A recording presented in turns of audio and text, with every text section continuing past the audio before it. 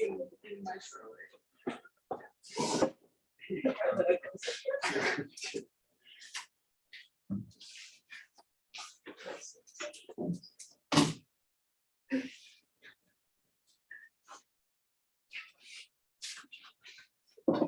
Okay.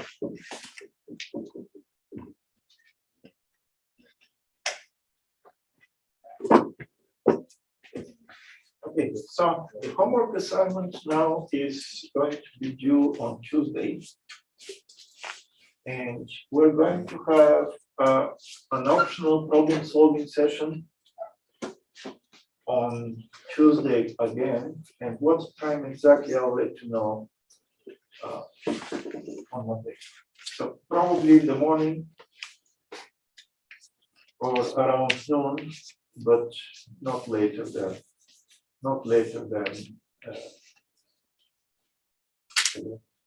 we'll see.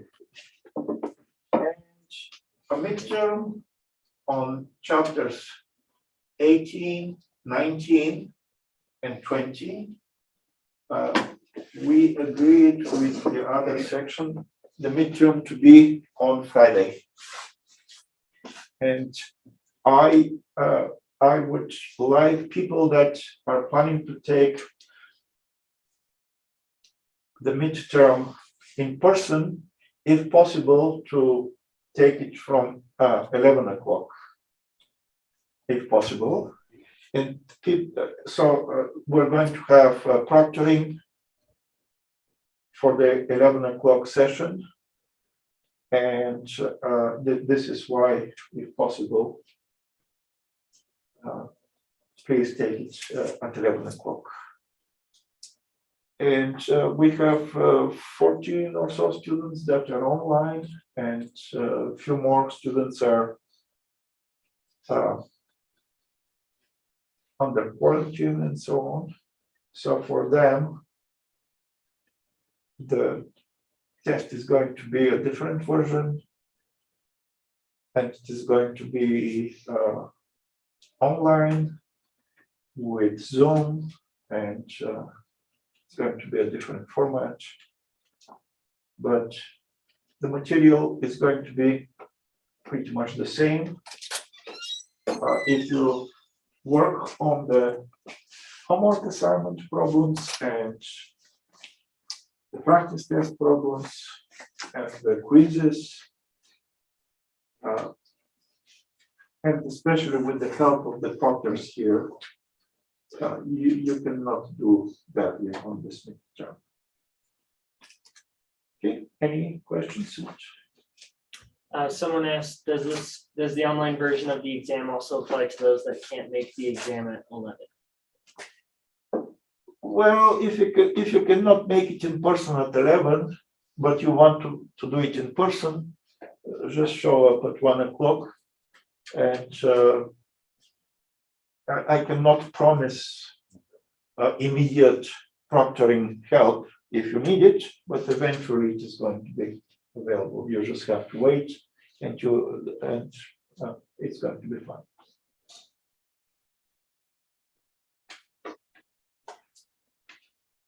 Okay.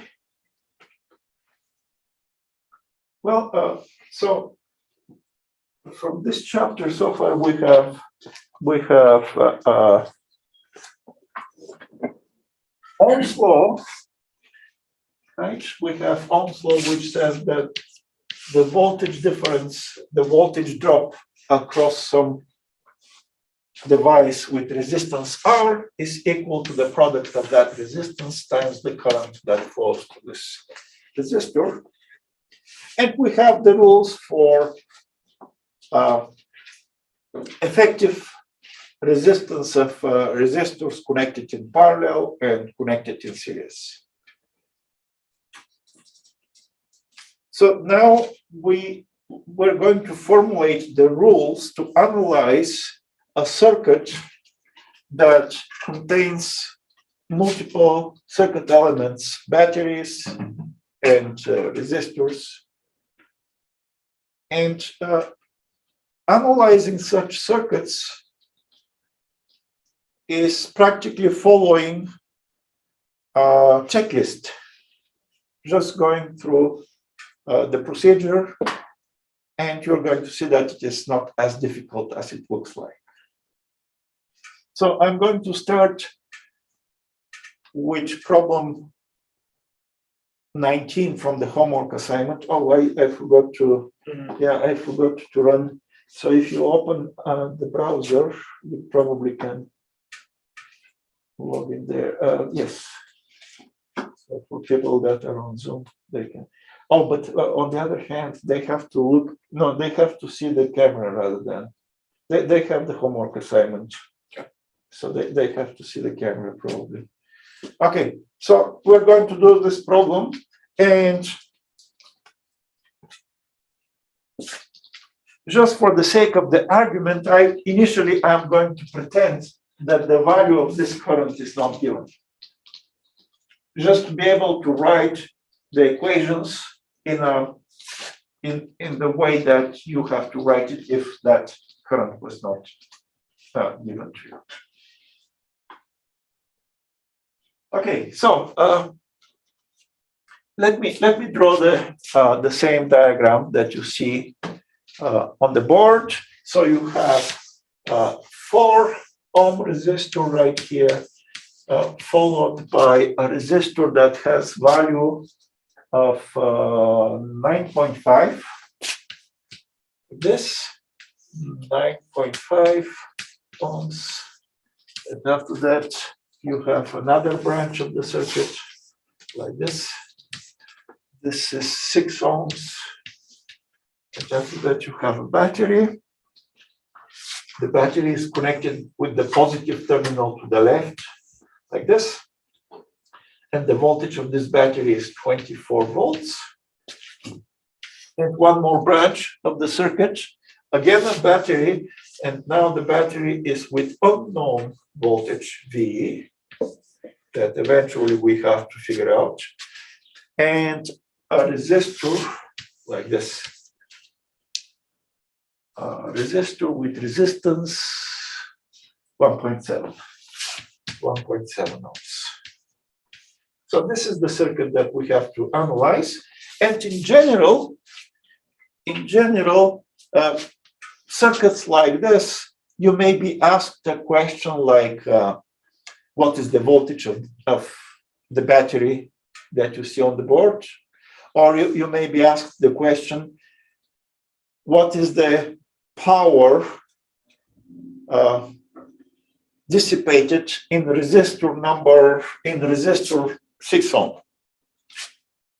So all of those questions eventually require you to find the currents flowing in each branch of the circuit. And answering this question, figuring out the currents flowing in this circuit is done using several standard steps.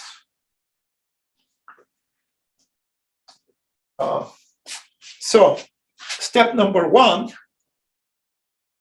is choose arbitrary direction of the current in every branch of the circuit. So for our circuit here, directions in 2 branches are given. And in the midterm test, you're also going to have a circuit where you're going to be told, or choose the direction in this branch to be this way. And this is done with the goal of making it easier for the graders. So, but in general, you can solve the problem, you can solve the circuit completely by choosing arbitrary direction of the current in every single branch. So let's say that the current here in this branch of the circuit is current I1. Again, I'm going to pretend that I don't know that this current is 3 amperes, just to be able to write the equations. And after that, once you know that the current is 3 amperes, solving those equations is going to be simple. So notice that this current I1 is the same also here and here and here.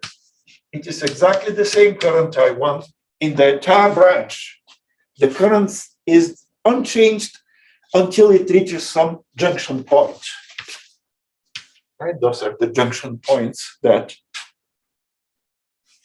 I'm going to choose arbitrary direction of the current in this branch. Let's say current I2, and I name it also I2, in this branch of the circuit is arbitrary direction of the current flow. Keep in mind that exactly the same current, of course, is flowing here up until it reaches the junction. And name the current in the last branch of the circuit, so they actually give us direction. Let's follow their direction. But again, the choice of direction of the current is up to you. So let's follow the direction and the naming. They suggest the name I for the current in that branch. And again, that current is the same here and everywhere in the branch with no changes, but the direction has to be consistent. So this was the first step. Step number one was choose the directions like this in every single branch. In general, well, you're having a circuit with more than 3 branches. The solution of that circuit is not any different than a circuit with 3 branches. So in general, don't expect more than 3 branches in a circuit. The second step is using the arbitrary directions that you selected for the currents, put a plus or minus sign on each circuit element. In our case, resistors.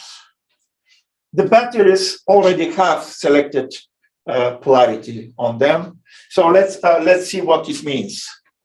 So if you look at this resistor of 4 ohms, the selected direction of the current is to the right.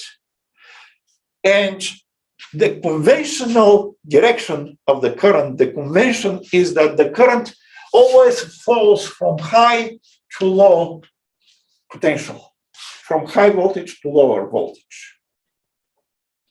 And this is the high point you denote with plus, the lower potential place with minus. So this is for this particular resistor. The same story for the other resistor, 9.5 ohms. The current again has to flow from high to low. Let's see.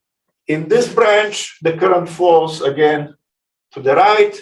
Again, it has to be high here, low here. The battery is always, when you have the longer line indicating the battery, is always the positive terminal. So there you don't have a choice. You just follow what the diagram tells you. And you have here another resistor. Now the current is selected to be flowing to the left. So this means that you have high here and low here. And the battery, again, you don't have a choice. This is plus, this is minus for the battery.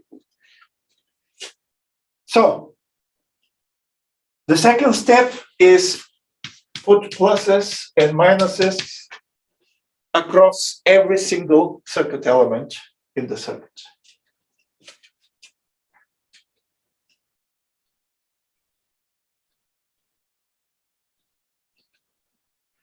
Step number 3, choose one junction in your circuit and apply the junction rule. The junction rule says that for any junction, the sum of the incoming currents should be equal to the sum of the outgoing currents. So if you choose this junction right here, let's see which currents are incoming to this junction. Well, the only incoming current is current I, and the outgoing currents, the currents that are going out of this junction are I1 and I2.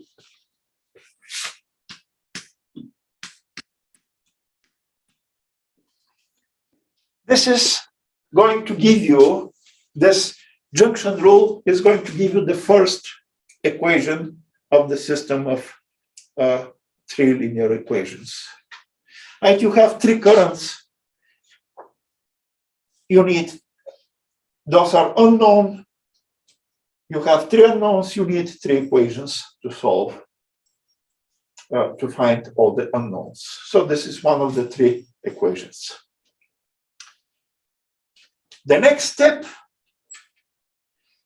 is choose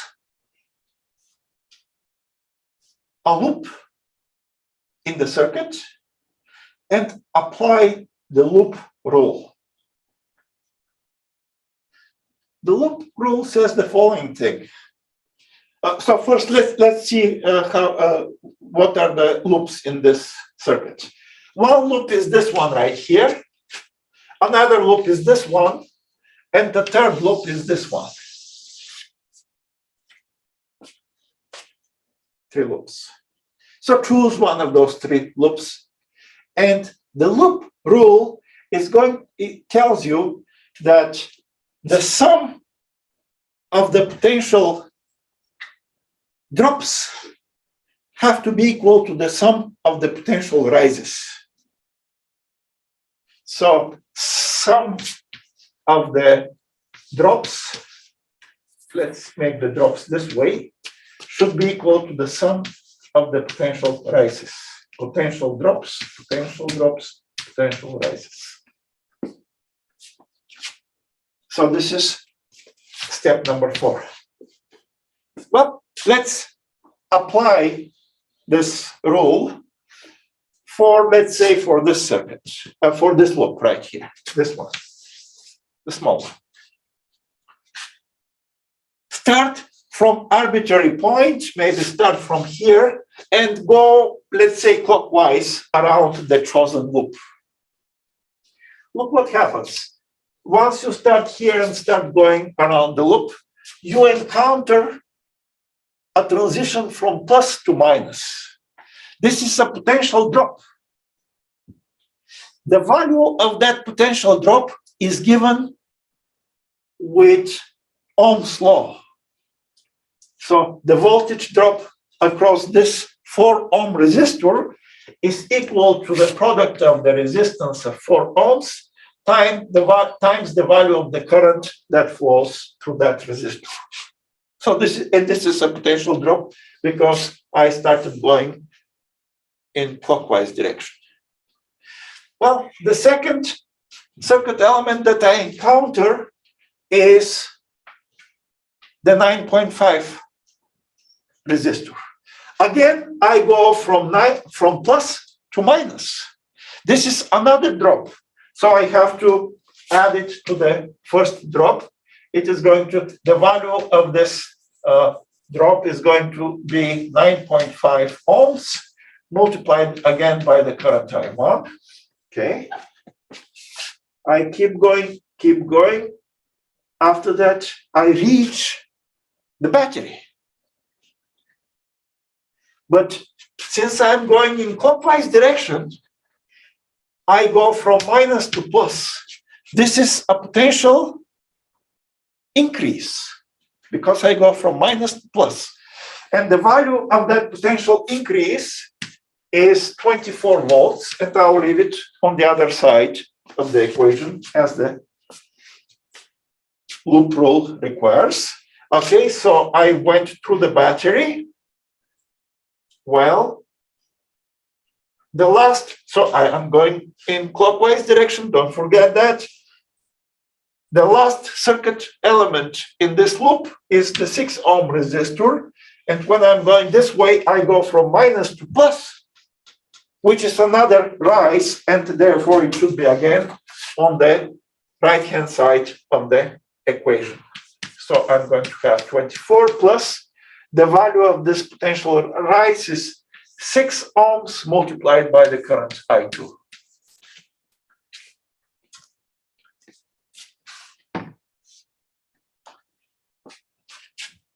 So again, look, it is just follow the checklist here. And so look,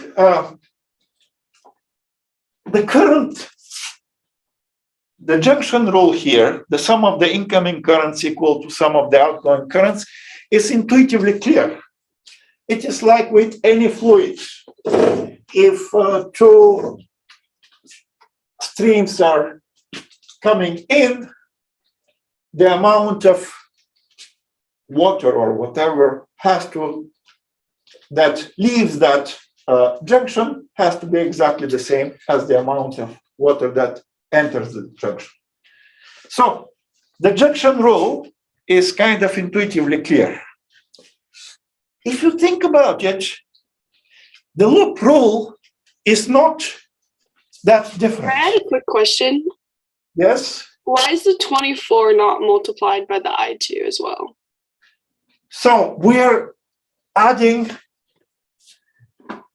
each term in the equation is equal to the voltage, to the potential difference between the two ends of the device. And for the voltage, for the battery, they give you the voltage.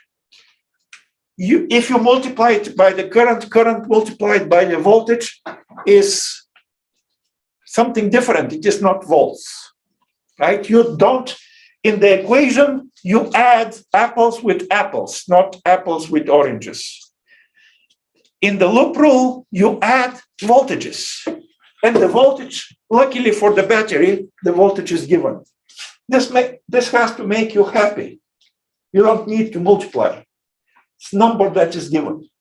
Much simpler than multiplication, right?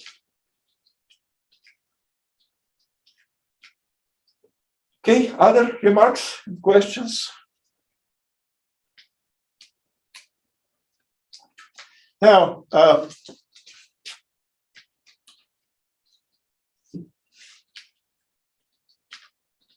what is the origin of this loop rule?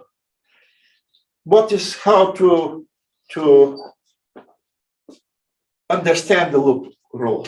Look, the loop rule says that if you start from this position right here, and if you go to geology department, biology department, and so on, and come back exactly to the place where you started, the steps that you have made in upward direction should be equal to the steps that you made in downward direction. This is the physical meaning of the loop rule.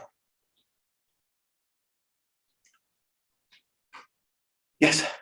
Does the direction, like clockwise, need to account for every loop? For any loop, you have to follow a direction of your choice. For this loop, I have chosen clockwise direction. If you feel more comfortable to go counterclockwise, you can go counterclockwise.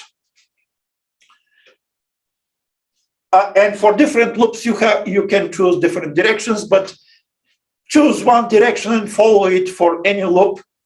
Otherwise, you may get confused. It's very easy to get confused if you follow different directions. Okay, So for this problem, I need one more equation. And the other equation is going to be, it is going to come by applying again the loop rule, but for a different loop. So we used this loop. So you can choose either this smaller loop or this big one. Let's choose the big loop, let's say. Again, start from some arbitrary place, maybe from here. And again, I'm going to go clockwise along this large loop. So the first thing that I encounter is again the 4 ohm resistor, and it is again a potential drop because I go from plus to minus. The value of that drop is 4 times I1, plus after that I encounter the 9.5 ohm resistor. Again, I'm going to go from plus to minus. So this is another drop with value of 9.5 times I1. Okay, keep going, keep going, keep going. The next resistor that I encounter is the 1.7 ohm, right? I'm going clockwise. And I go from plus to minus. This is another drop. The value of that drop is 1.7 multiplied by I. And after that, I encounter the battery. And now look, I'm going from minus to plus. This is a rise. So I have to write the voltage of the battery on the other side of the equation because it is a potential rise. And that's it. Now we have 3 equations with 3 unknowns. It is solvable. And for the next term, 90% of the credit, let's say, if the problem is 20 points, 19 of those 20 points are going to be for correctly writing the system of equations. Solving that system shouldn't be a problem, but if you have forgotten how to do it, it is not going to create a big drop in your overall score. There are infinitely many ways to approach solving a system of linear equations. And well, for our particular case, for this particular problem, the value of the current I1 is given, which means that in the second equation, this equation, you have one single unknown. I1 is 3 amps. The only unknown in the second equation is the current I2, and you can immediately solve the second equation. So let's do it. In general, this is not going to be always the case, but here in this problem, this is.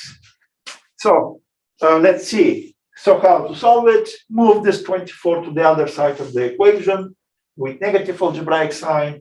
Divide both sides to 6, and what you're going to get is going to look like this.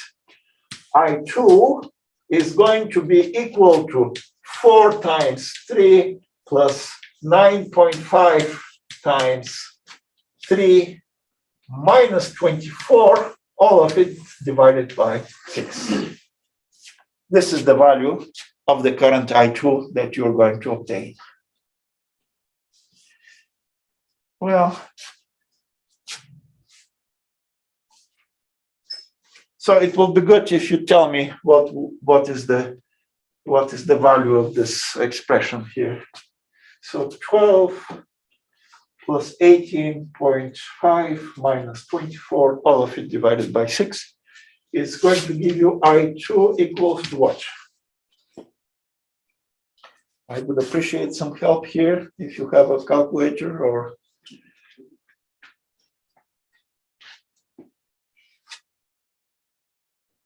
$2.75.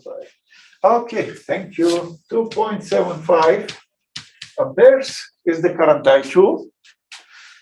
So for I2, we got a positive number, which means that our arbitrary selection of the direction of the current I2 was correct.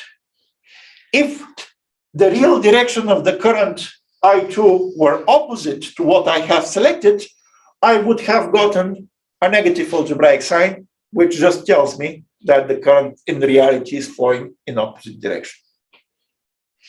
Now, once we have I2, well, I1 is given, I2 is given.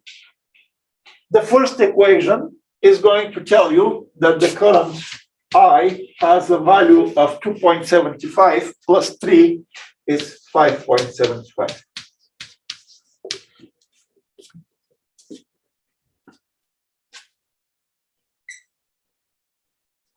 So now all the currents are known.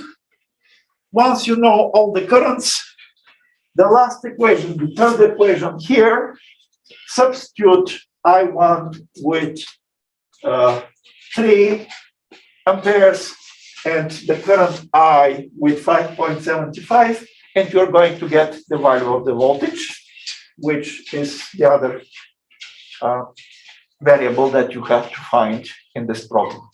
So the answer that you should get is 50.3 for my version of the problem. And you can verify that this is indeed what you're going to get. So this set of steps, especially the loop rule, requires training. If you do it several times, you're never going to make a mistake. And again, most of the points are going to be writing correctly the system of equations.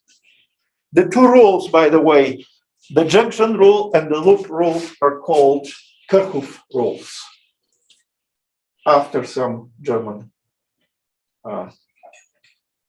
engineer or scientist. Okay, questions, remarks, comments?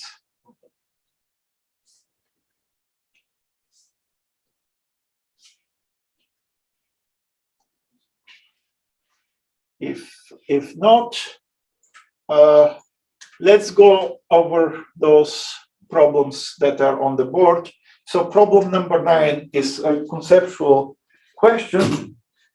In problem number 9, from the homework assignment, you are practically given,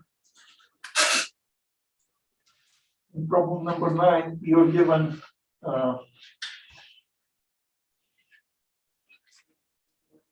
a circuit, and they have applied the junction rule,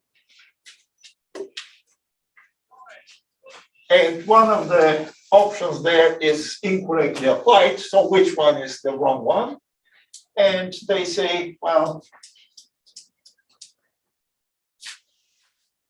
choice number in B is a wrong one. Let's see where which junction is it for. So I1, I2, and I3. So I1 is there. I2, well, I2 is here, and I3 is here. So it is applied for this junction at point B. And let's see if it is correctly applied. The incoming currents in junction B are I1 plus I2, right? I1 plus I2. And the outgoing is I3. No, I1 plus I3 are the incoming. I2 is outgoing. And they clearly have, instead of I3 here, they have put I2, and here, again, instead of I2, they have put I3. So the sum of the incoming is not equal to the sum of the outgoing, so choice B is the wrong one.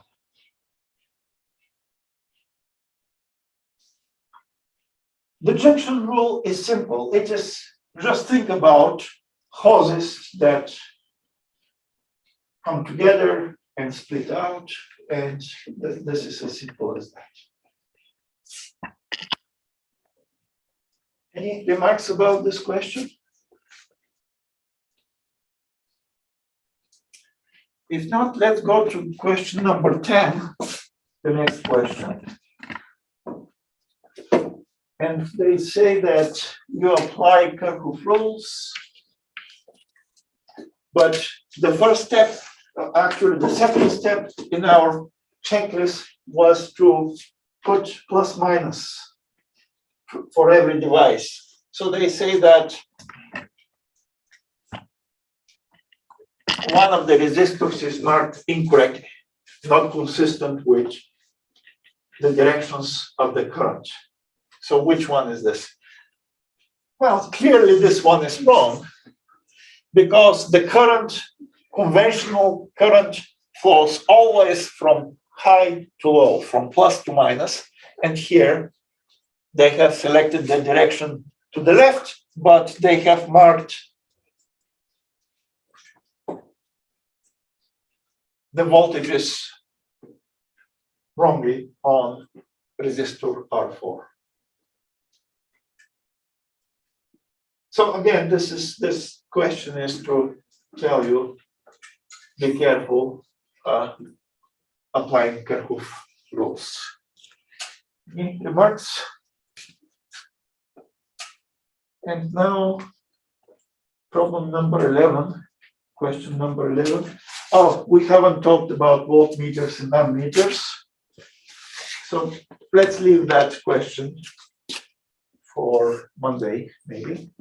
If you have to remind me how to talk about voltmeters and ammeters. Even though it is not that difficult to do. Okay, so this is a long chapter, and one of the sections in this chapter is asking you to find the equivalent capacitance of a circuit that contains multiple capacitors connected in some weird way.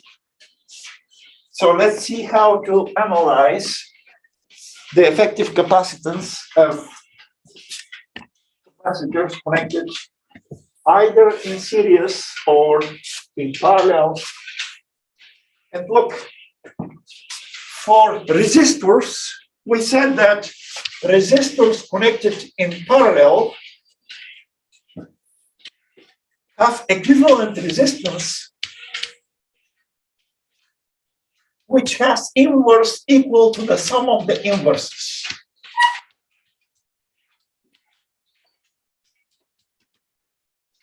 This was the formula. For two resistors connected in parallel, this formula leads to effective resistance equal to the product divided by the sum, but only for two resistors connected in parallel.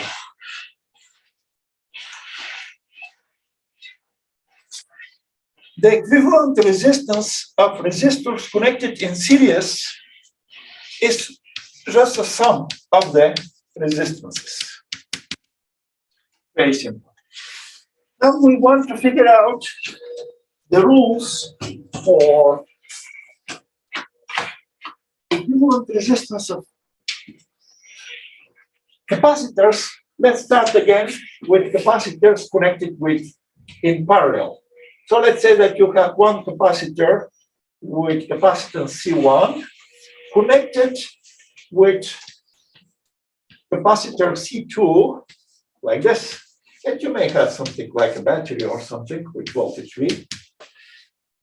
Again, you recognize that this is a connection in parallel, using the fact that the voltages applied to the two capacitors are the same. In this case, the voltage is voltage V. So I'm going to demonstrate that the equivalent capacitance of those two capacitors is a capacitor with capacitance equal to the sum of the two capacitances. In other words, this circuit is equivalent to a circuit with a single capacitance with capacitor C parallel equal to C1 plus C2. So it is the opposite of the, right? For parallel resistors, we had inverses. For parallel capacitors, we have sum. The proof is kind of trivial. It is based on the definition for capacitance. So if you recall, capacitance was defined as the coefficient of proportionality between the charge stored on the plate of a capacitor and the voltage across the plate of this capacitor. So the coefficient of proportionality between them is what we called capacitance. Well, in our case, let's say if you have a charge Q1 and charge Q2 on the plates of each of the two capacitors, well, the voltage luckily is the same, and you're going to have that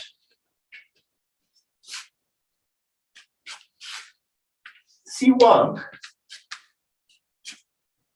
capacitor multiplied by the voltage across this capacitor is going to give you the charge. No, it's not going to give you anything, but C1 times the voltage is the charge Q1.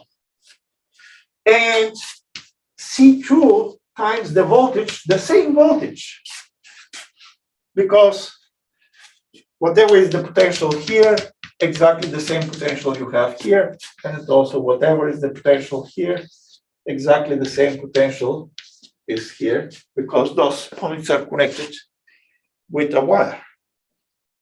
So the charge on the first Q1 is expressed as this product, the charge on the second capacitor with this product, and now you can factor out the common voltage. And in the brackets, you have C1 plus C2. So this expression tells you that if you call this equivalent capacitance CP, this is your total capacitance, and it is going to give you the total charge stored on the two capacitors.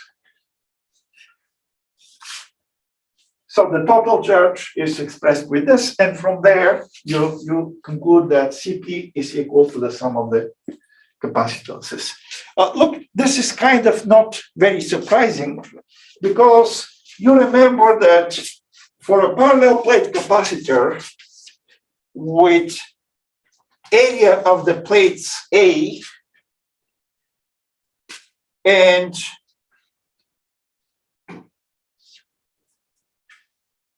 separation between the plates D, we had the capacitance of that capacitor was equal to the area of the plates multiplied by constant number, electric permittivity of vacuum, multiplied by the electric constant of the material between the plates, and all of this divided by the distance between the plates.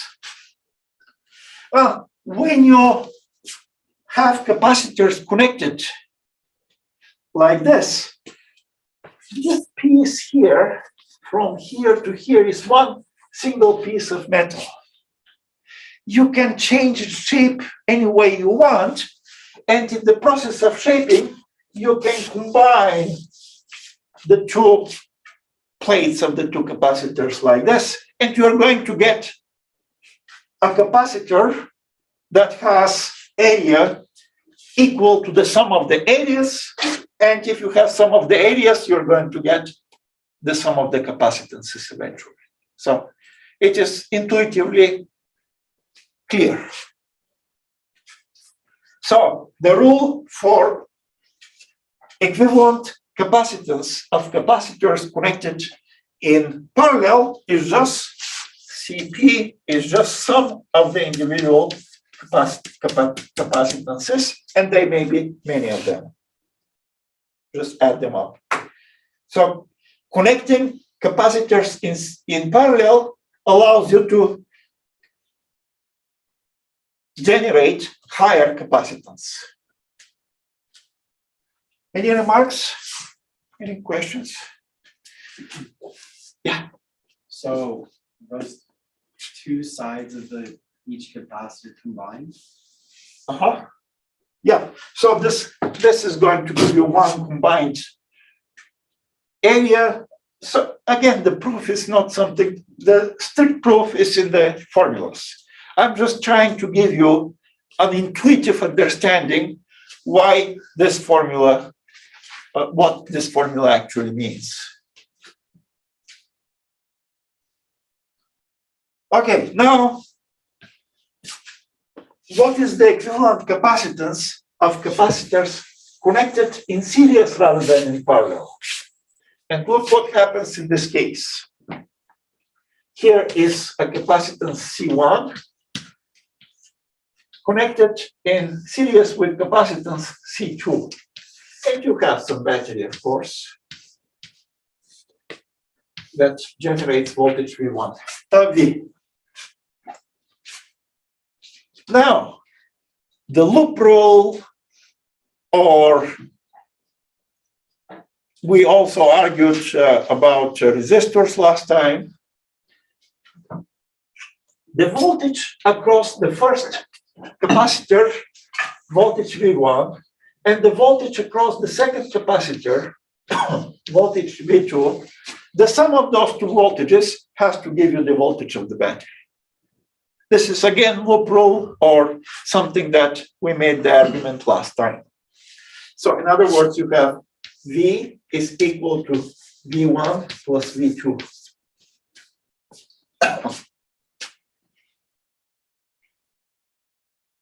On the other hand, no matter what is the size of each of the capacitors, you can make the argument that each capacitor stores the same charge on its place, the same charge.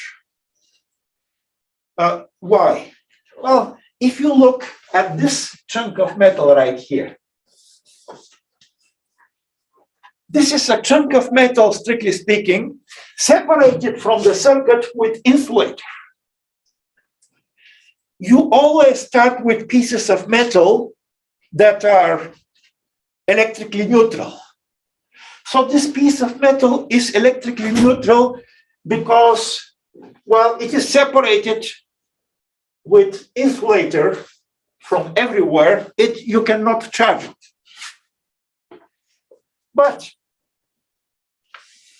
when you connect the battery, you're going to have positive charges on this plate, negative charges on the other plate of the other capacitor, which requires that you have negative and positive on the inside plates.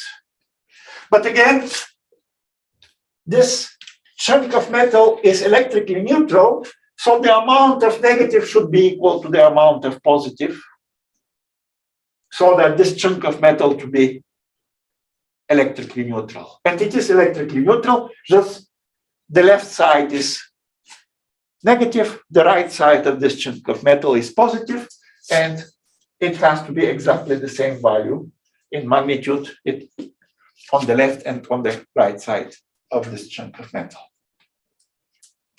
Now, the definition for capacitance, say charge is equal to capacitance times voltage difference.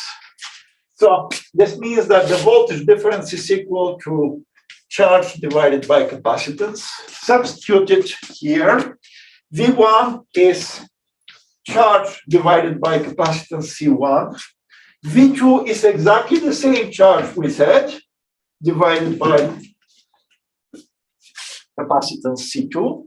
Factor out the common factor Q, and in the brackets you have the sum of the inverses. And the expression in the brackets has dimension of inverse capacitance that we call inverse of capacitance in series.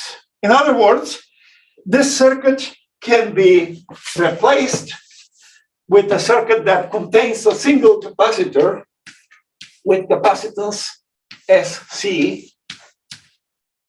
and the same battery, and where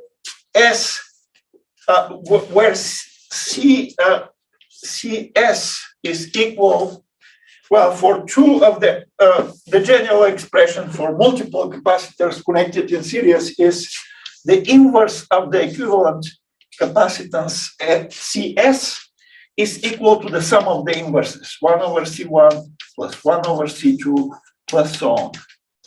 When you have only two capacitors, exactly like before, you can say that CS is equal to the product divided by the sum. Divided by the sum. And that's it. In other words, capacitors behave as a mirror image of the resistors. And using this rule for equivalent capacitance of capacitors, you can answer questions similar to question number, I think problem number 21 or something like this was about capacitors.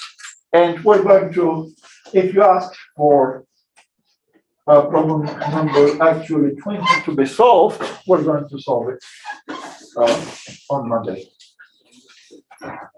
So again, don't forget, start preparing for this midterm. Exercise careful rules. Exercise analyzing circuits that contain two or more batteries. And have a nice weekend. Dr. Tatar, just to Yeah. make sure the exam is on Friday. The exam is on Friday. This coming week, a week from today.